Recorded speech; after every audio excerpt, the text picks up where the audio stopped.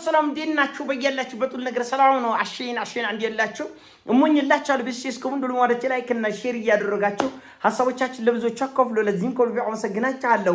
ሐሳቡ ሲሞቻችሁ እንደሉ ወዳችን 3000 ላይክ እንድትገጭኝ በትትና አጓው ብዛች አለ ዛሬ ወደ ሚዛናችን ይዘላችሁ የመጣ ነው መረጃ። ሰሞኑን አምለሰት ሙጬ ጋር ለሁለተኛ ጊዜ እንግዳ ሆና የቀረበችውን ከነሳ ሙሉ ነች። እንግዲህ እቺ ሴት አምለሰት ሙጬ ጋር ብቻ ሁለቴ ቀርባለች። ሌሎች ፖድካስቶች ላይ እየዞረች መልክ እየሰራች ነው፣ እየተሽለጠለጠች ነው ያለችው።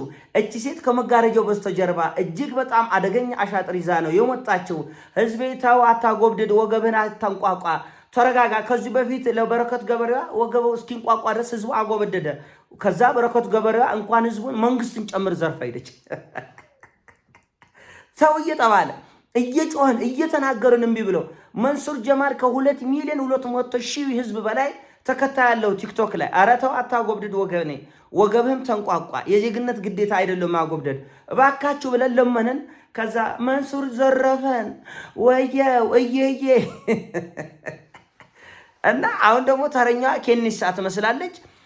መብታችሁ ነው። በነገራችን ላይ ለፈለጋችሁት ማሾብሸብ ለፈለጋችሁት ማጎብደድ መብታችሁ ነው። እኛ ግን በተደጋጋሚ ነው የተናገርነው።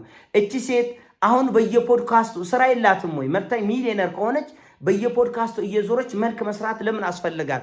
በየፖድካስቱ እየሄደች ፓስታ መቆቀል አልችልም። ህዝባችን ሳክስ እንደሚወድ ታውቃለች። እየሰከሰች ነው፣ ጠፍቷት አይደለም። ፓስታ ፈረንጅ በሚበላው ምግብ ፓስታ ነው። ፓስታ የመጣው የኛ ምግብ አይደል፣ የነሱ ነው። ፓስታ መቀቀል እንዴት ይጠፋታል? እድሜ ልኳን ፈረንጅ ሀገር የኖረች ሰው ይሄ ሳክስ ነው ብሎ የሚጠረጥር ሰው የለም። አምለሰት አበባ ይዛላት ስትሄድ እኔ አበባ አልወድም አለቻት። ፈረንጅ ደግሞ እንደ አበባ የሚወደው ነገር የለም። ቢሊየንስ ኦፍ ዶላርስ ገበያ ነው ያለው አበባ በመላ ዓለም። በግ ይዛላት ሄደች። እኔ በግ አልወድ ተበጣጠሰች ነው ማለት ተበጣጠሰች። እስቲ አንድ ጊዜ እንደው ሳክስ ሰምተን እንስማ። የመጀመሪያ ጥያቄ ፓስታ መስራት ቻልሽ? ሱጎ ነው ወይንስ ፓስታ? ላይ ሁለት የተለያየ ነገር ነው። ፓስታ ነው ሱጎ? በጣም ቀላል ሱጎ እኮ ነው ዋናው። ታዲያ ፓስታ ሲባል ሱጎ ነው ወይንስ ሳክስ? ይኸው ስትሽለጠለጥ ፓስታ ነው። ሁለቱም አልቻለች። በስመ አብ እና ጎብድዶ ጎነች አንዴ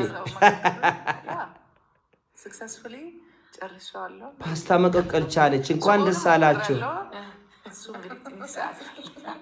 ደስ ይላል። አጨብጭቡ አጨብጭቡ። መብላቱን ለምጃለሁ። ኧረ ደስ ይላል። እና ጎብድዳ አንዴ እስቲ እናሸብሽብ ወገኖቼ። ለበረከት ገበሬዋም አሸብሽበናል፣ ለመንሱር ጀማልም አሸብሽበናል። አሁንም እስቲ አንዴ እና ጎብድድ። ኧረ በእናታችሁ ኧረ ስለ እግዚአብሔር ይሁንባችሁ። ተው ተረጋጉ ወገኖቼ፣ ተው። ግዴታ አይደለም ለመጣው ለሄደ ሁሉ ማሾብሸብ ማጎብደድ ግዴታ አይደለም። ስለ እግዚአብሔር ይሁንባችሁ እባካችሁ። እስቲ ደግሞ ሌላ መሽለጥለጥ አይተን እንመለሳለን። እስቲ ውሃው አልፈላም። እዚህ ውስጥ ዘፍዝፈው እስቲ ንገራ አበሻ ምን አለ ግን? ምንድን ነው ችግሩ? ብዘፈዝፈው ምን ችግር አለ? ዘፈዘፈችው ወገኖቼ፣ ዘፈዘፈችው። መጥበሻውን አያችሁ? ከምን አለሽ ተራ ይመስላል። ቂጡ ራሱ ተመሳስቷል። ይኸው መክተፊያ ራሱ ምን እንደሚመስል ከኃይለ ሥላሴ ጀምሮ የተከተፈበት። ሴትየዋ የህዝቡን ስነ ልቦና በልተዋለች። በጣም በሚገርም ሁኔታ የህዝቡን ስነ መጥበሻውን አይታችሁታል።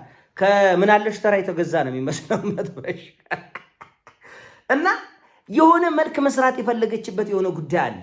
ህዝቤ ለማጠብ ቀድሞ መልክ ትሰራለ። በየፖድካስቱ እየዞረች እኔ በዚህ ወጥቼ መልታይ ሚሊዮነር ነኝ፣ እዛ ኔዘርላንድ በዚህ ወጥቶ ኔዘርላንድ በዚህ ገብቶ አሁን ህዝቤ ነገ ወደ ውጭ ሀገር ሄዳለሁ ወስዳለሁ የሆነ ኤጀንሲ አቋቁም ያለው ትላለች። ህዝቤ በወረፋ ይሰለፋል።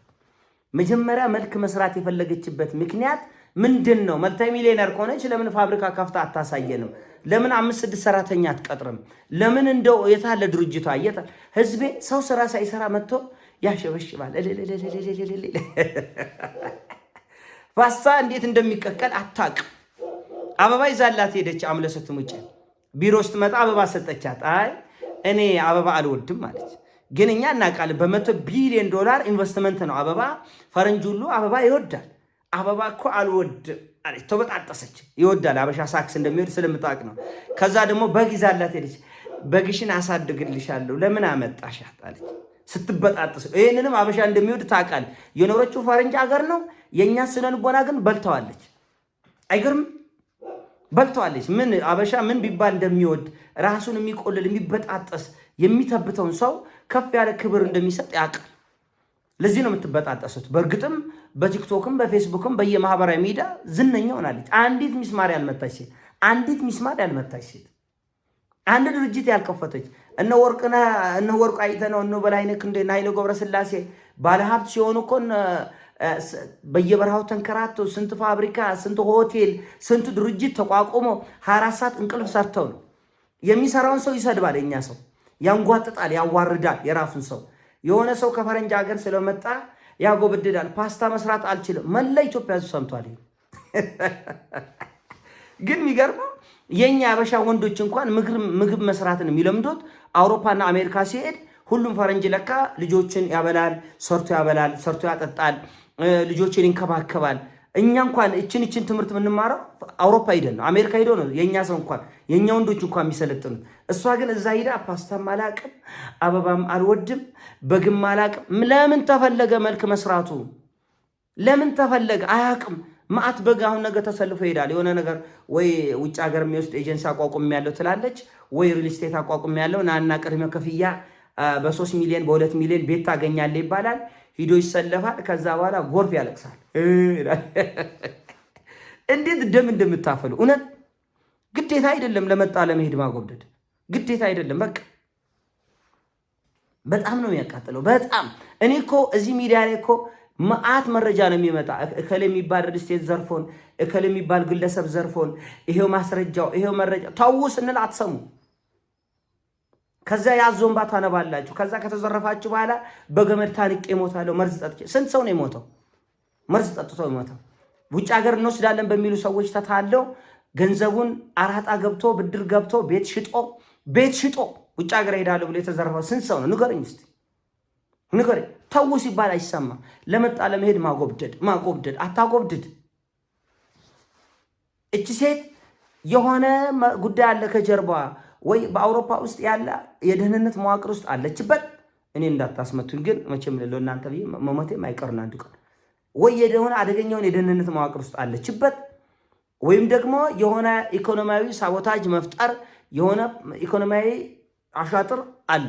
ብታምንም ባታምንም አይ አንተ ተው በእናትህ ደስ ስትል አማርኛዋን ቀቅለህ ትበላለህ። እኔ ጌታ አማርኛዋን ቀቅለህ ትበላለህ። ነገ ደም እንባ ነው የምታለቅስ።